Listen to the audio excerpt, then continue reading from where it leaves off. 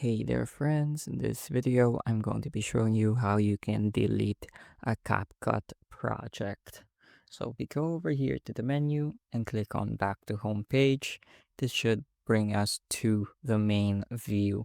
And here at the bottom half of our screen we can see a section called projects.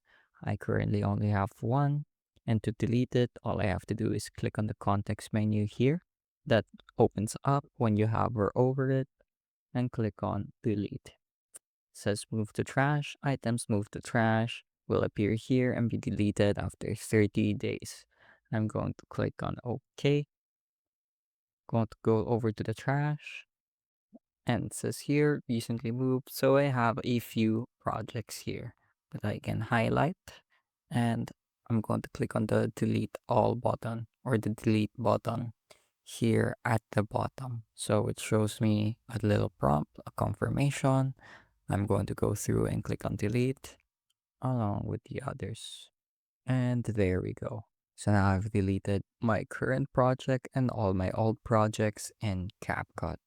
I hope I was able to teach you something new and something useful. And as always, thank you for watching.